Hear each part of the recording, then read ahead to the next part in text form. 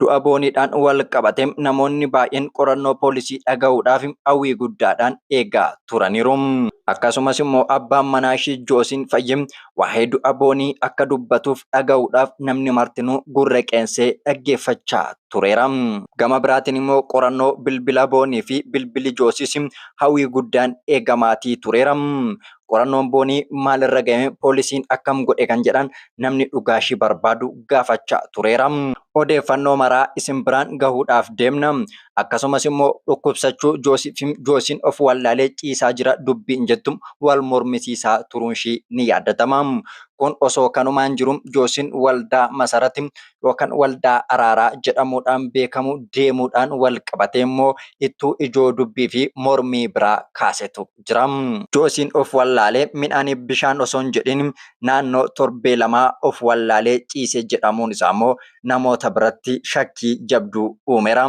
Dhugumaanuu Joosiin dhukkubsatee hanga kana ciise moo dhugaa boonii jalaa miliquudhaaf hafuura dhofkate kan jedhani namoonni hedduu dubbataa turaniiru.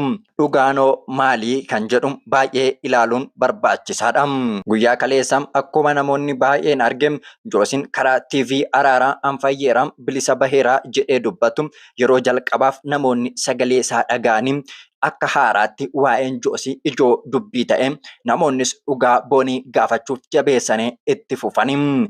Namoonni sanaan booddee Joosiidhaan baga fayyite kanaan booda dhugaa boonii baasuun ammadhaan poolisiinis qorannoo isaa gaggeessuu qaba jechuun waamicha taasisaa turaniiru.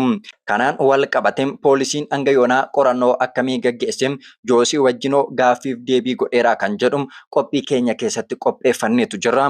Gara qophii keenyatti osoo hin darbin dura sabiskiraayib godhaa, laayik godhaa, yaada keessan immoo koomentii jalatti nu qoodaa. Hanga dhumaatti obsaan qophii keenya faana bu'aan affeerraa keenya yeroo maraati. Shakkamuu Joosiitiin wal qabatee akkasumas hanga yoonaatti qorannoo maaliif irratti hin gaggeeffamne jedhanii gaaffii namoonni gaafataniif immoo namoonni yeroo gaafatan deebiin namaaf deebi'aa ture waa'ee dhukkuba isaatii fi of wallaalee turuu isaati. Joosiin hanga yoonaa taatee ta'e maraa hin beekne akkuma sanaan of wallaalee of hin barre midhaan bishaan osoo hin jedhin jiraataa jira jedhanii deebii kennani. Akkasuma suuraa fi viidiyoo gabaabaa ogeessi fayyaa yaalaa jiru gadi baasani. Egaa yeroo sanatti dhugumaanuu mucaan kun haala sanaan rifatee of wallaalee gaggabeetu jira jedhee namoonni baay'ee yoo amananis garuu oolee gaafa bubbulu dhimmichi gara shakkiitti deemame. Namni of wallaalee torbee hanga kanaa hangamiin tura kan jedhu gaaffii guddaa namatti uume. Osoo guyyaa 2-3 ta'e dhugaa ni fakkaata. Haa ta'uti garuu inni sanarra darbe waa biraadha jedhaniitu dubbatani. Osoo dhukkuba biraa haa ta'u garuu of wallaalee hangamiin hanga kana ciisan gaaffii namoonni ija shakkiitiin ilaalanidha.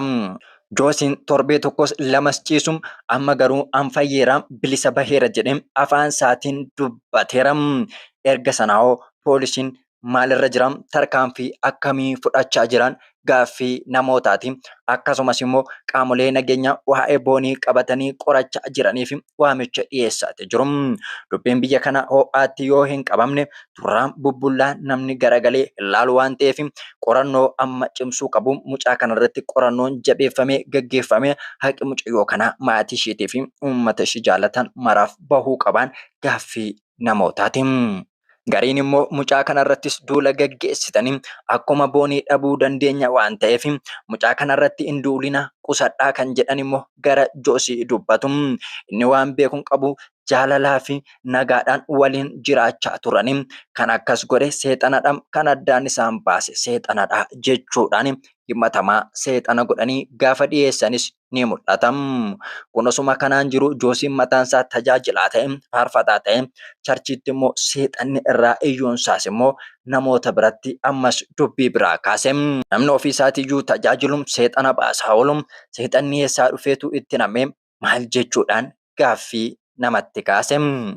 Gama qorannoo poolisiitti yoo deebinu poolisiin qorannoo gaggeessaatuma jira. Dhimma isheetiin wal qabateen poolisiin qorannoo gaggeessaa jiraachuusaa ofuma isaatiyyuu ibsetu ture. Akkasumas immoo waa'ee qabeenya isheetiin wal qabateen istiidiyoo isaaniitti illee waardiyyaan qacarame akka eegaa jirutidha. Innis immoo kan danqaate dhukkubsachuu Joosiiti. Joosiin mataan isaatiyyuu guyyaa kaleessa fayyeera jedhee kan dubbatedha. Akkasumas immoo waa'een bilbiloota isaaniis gaaffii baay'ee murteessaa ta'edha. Waraqaa booniin barreessite mana keessatti hin argamne kan jedhan hiriyoonni ishee garuu immoo waan isheen bilbila keessaa qabdu hin beeknu jedhaniiru. Namoonni dhugaan boonii ni argama hanga ta'e sababiinsaa ni barama jedhamee kan eegamaatee jiru qorannoo bilbila isheetii fi qorannoo bilbila Joosiiti. Waa'ee qorannoo bilbilootaa kanarratti waa xiqqoo isinii jechuun barbaada. Dhimmoota qorannoo keessaa wantoonni baay'ee cimaa fi yeroo dheeraa namarraa fudhatan waa'ee qorannoo bilbilaati.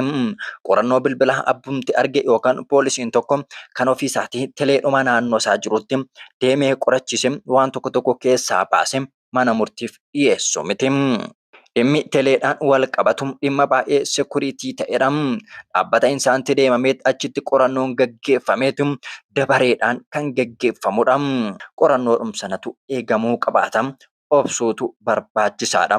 Obsuu jechuun immoo dhugaa ishii gaafachuu dhiisuu jechuu miti.